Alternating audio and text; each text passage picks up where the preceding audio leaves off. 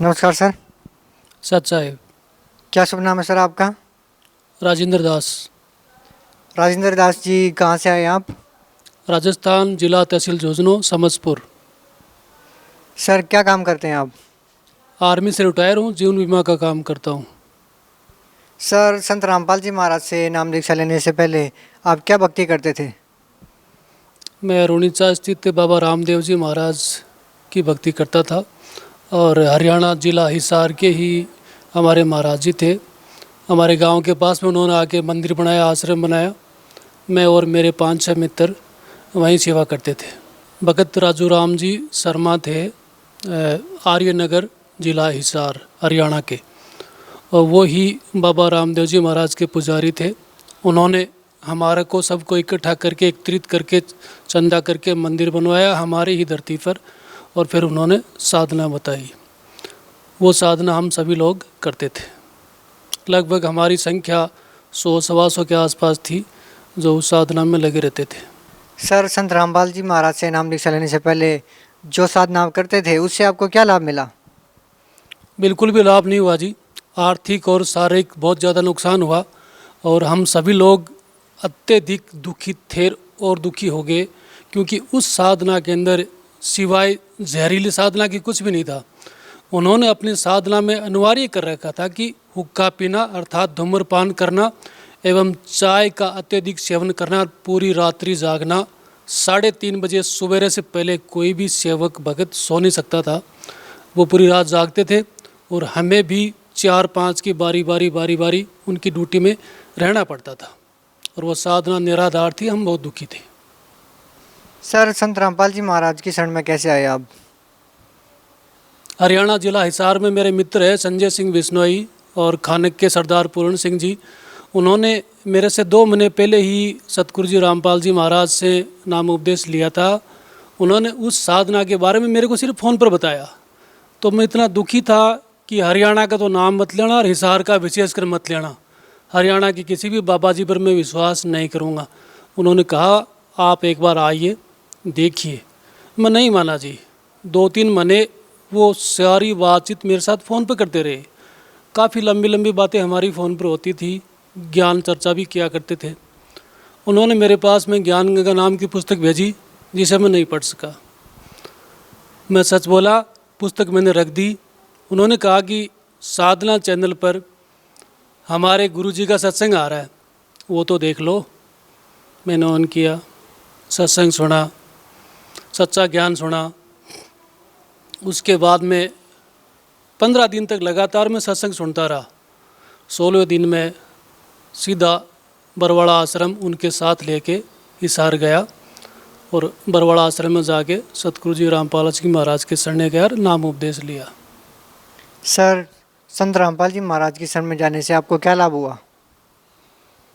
सबसे पहले तो मैं विभिन्न प्रकार के जो नशा करता था, 3 साल जो नशे की लत मुझे लग गई थी, उससे मेरा परिवार बहुत दुखी था और मेरा वैवाहिक जीवन भी टूटने के कगार पर था।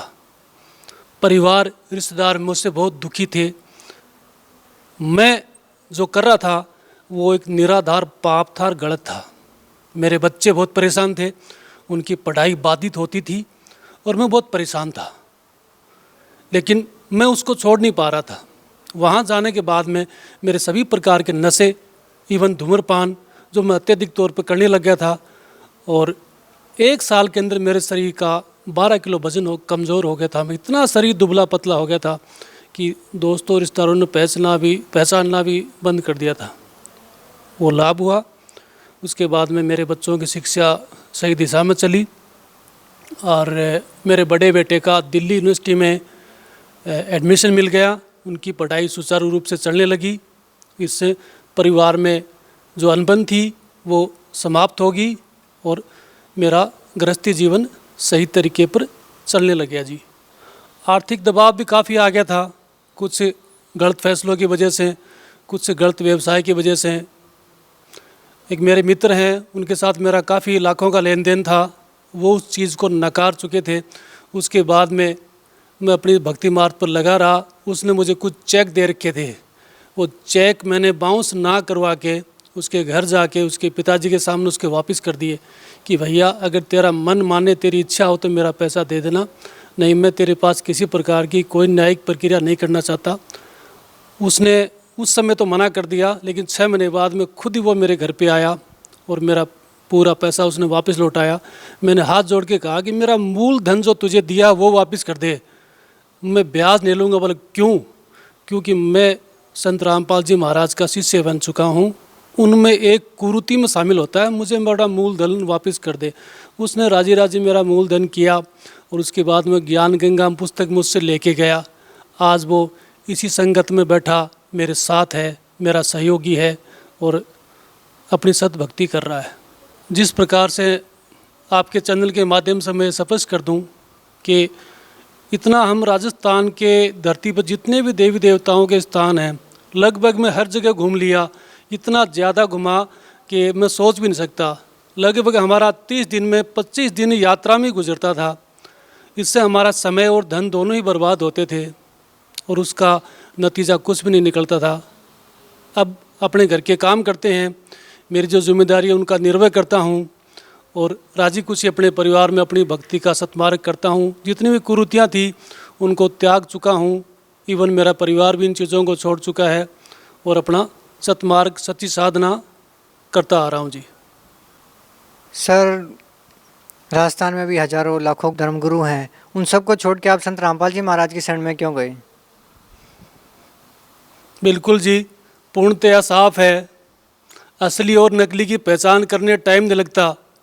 आपके चैनल के माध्यम से मैंने सत्संग सुना, उसके बाद में पवित्र पुस्तक ज्ञान गंगा, जो कि जिसे हम कहें कि ये एक ज्ञान का परमाणु बम जैसा है, एक बार जीव पढ़ेगा तो पूरी साधना स्वतः ही प्रमाणित हो जाएगी। जो सत्संग मेरे गुरुजी आपके चैनल के माध्यम से सुना रहे हैं और जो पहले मैंने सुना था शिष्य बनने से पहले, वो पूर्णतया एक एक शब्द प्रमाणित और गारंटी के साथ पूर्णतया सच्चा था और जिसको अपनाने के बाद मुझे कोई कष्ट नहीं हुआ। साफ साफ आसान भक्ति है, आसान साधना है। किसी भी जॉब को कर रहे हो, आप किसान हो, मजदूर हो, इवन एक ड्राइवर हो, दुकानदार हो, किसी भी जॉब को आप फॉलो कर रहे हो, इसमें दिक्कत नहीं होती है। ये बहुत ही सरल, आसान और पवित्र सच्ची साधना है, इसको करने में कोई दिक्कत नहीं है जी। इसलिए मैंने अपने गुरुजी के ज्ञान को अपनाया और उसी को फॉलो कर रहा हूँ, करता रहूँगा जी। सर, जब आप सतलोक आश्रम बरवाला जिला हिसार में जाते थे तो आपको कैसा महसूस होता था? बिल्कुल एक तरह का गर्व महसूस होता था कि मैं एक झूठ को त्याग करके सच के रास्ते पर जा रहा हूँ। खुशी खुशी में जाता था, खुशी खुशी में वापस आता था, मुझे किसी प्रकार का कोई कष्ट नहीं हुआ। वहाँ का मैनेजमेंट रियली सुपर, कोई दिक्कत नहीं जी। हर प्रकार की श्रेणी के लिए हर जगह अलग अलग कैटेगरी होती है, लेकिन यहाँ सभी एक हैं। परमात्मा के सच्चे दरबार के अंदर सच्चे भगत एक है, उनको अलग अलग कैटेगरी बनाने की वो जरूरत नहीं है। सबके लिए एक धर्म है, किसी के लिए छुआछूत नहीं है। कुरीति को छुड़ाना, कुरीति को त्यागना, कुरीति के बारे में बोलना अलग अलग सब्जेक्ट है।